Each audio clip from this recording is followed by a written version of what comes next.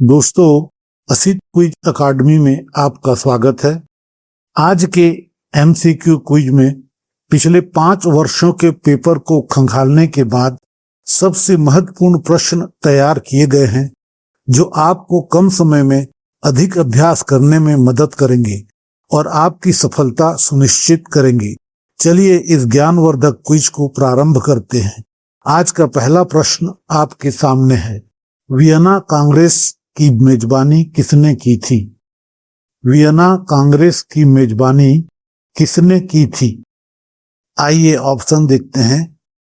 Option A Duke Metternich, option B Napoleon Bonaparte, option C Louis Philippe and option D Giuseppe Mazzini. Now correct answer is option A Duke Metternich. 1815 की Vienna Congress की मेजबानी और अध्यक्षता Austria के chancellor Duke मेटरनिच ने की थी। इस महत्वपूर्ण यूरोपीय राजनयिक सम्मेलन का मुख्य उद्देश्य नेपोलियन बोनापार्ट की हार के बाद यूरोप की सीमाओं को पुनर्व्यवस्थित करना और महाद्वीप में स्थायी शांति स्थापित करना था। Now next question, question number 2। Vienna संधि किस वर्ष हस्ताक्षरित हुई थी? वियना संधि किस वर्ष हस्ताक्षरित हुई थी? आइए ऑप्शन देखते हैं।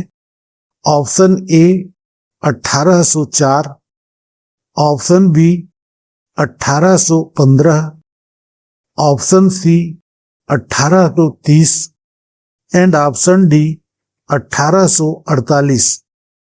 Now correct answer is option B 1815।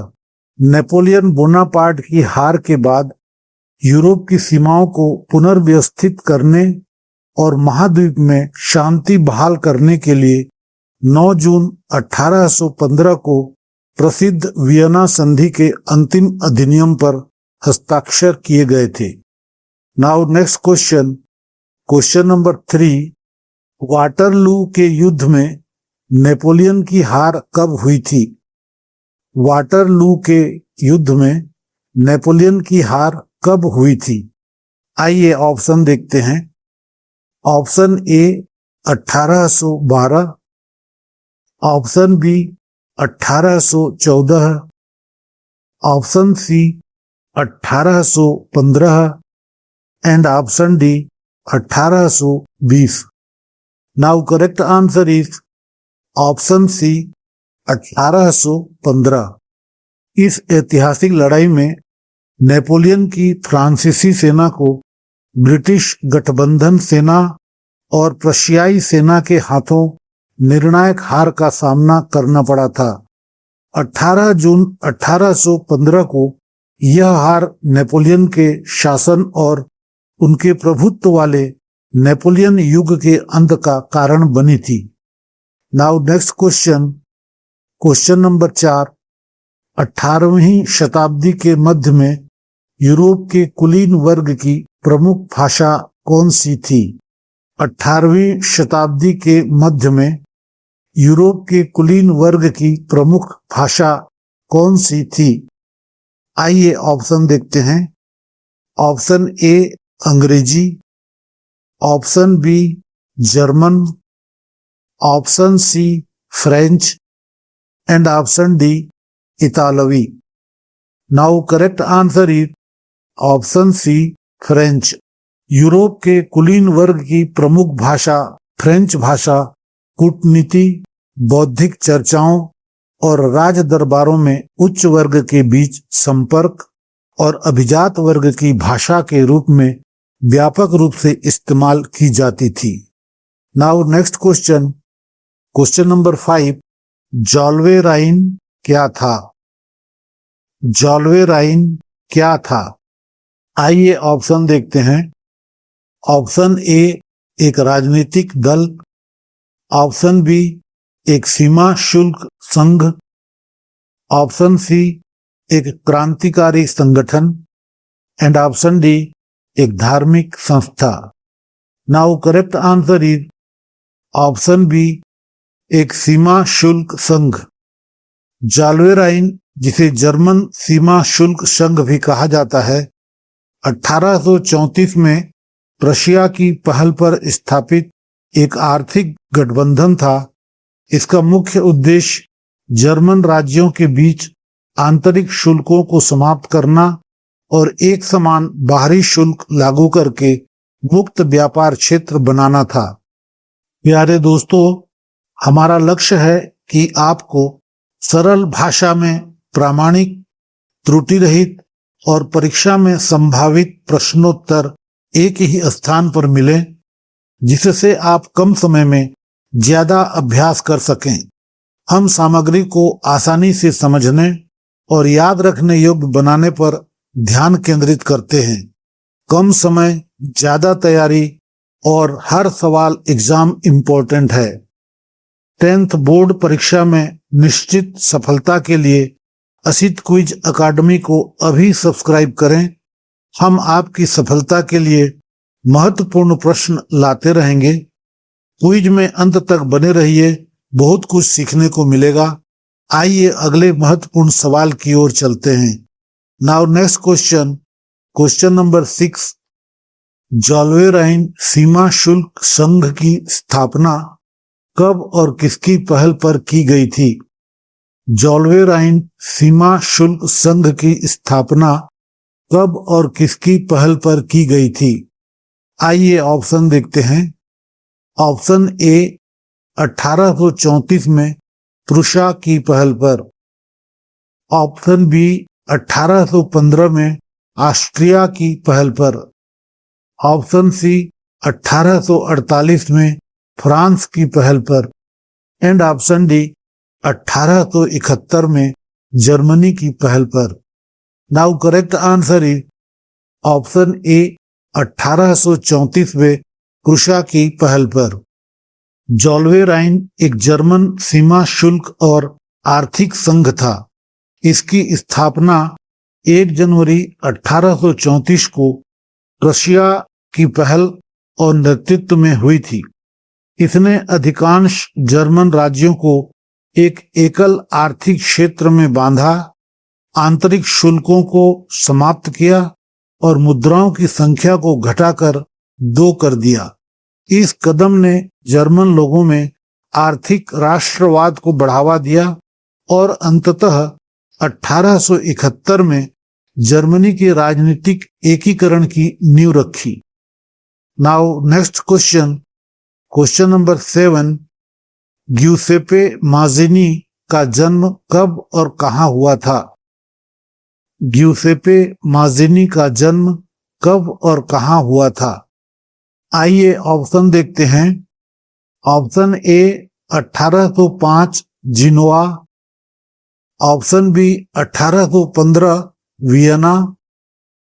Option c, 1831 Marseille. And option D, 1848 Paris. Now correct answer is option a, 1805 Genoa. महान इतालवी क्रांतिकारी और यंग इटली के संस्थापक ग्यूसेपे माज़िनी का जन्म 22 जून 1805 को इटली के जेनोवा शहर में हुआ था। वे आधुनिक इटली के एकीकरण और स्वतंत्रता आंदोलन के प्रमुख सूत्रधार थे। Now next question, question number 8। ग्यूसेपे Mazzini ने मार्सेई में किस गुप्त संगठन की स्थापना की थी? ग्यूसेपे माज़िनी ने मार्सेई में किस गुप्त संगठन की स्थापना की थी? आइए ऑप्शन देखते हैं। Option a, Young Italy. Option b, Young Europe. Option c, Zollverein. And option d, Carbonari. Now correct answer is option a, Young Italy.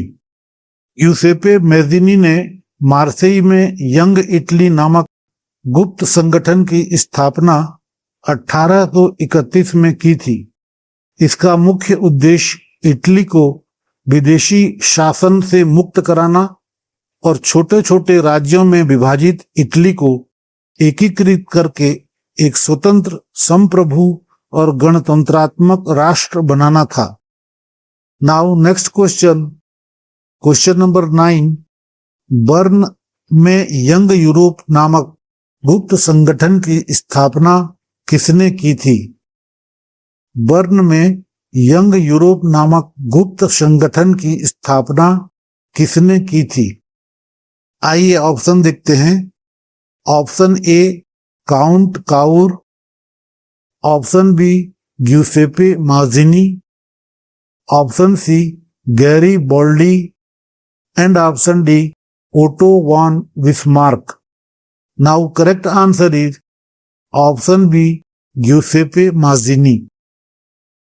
Burn में यंग यूरोप नामक गुप्त भूमिगत संगठन की स्थापना ग्यूसेपे माज़िनी ने 1834 में की थी।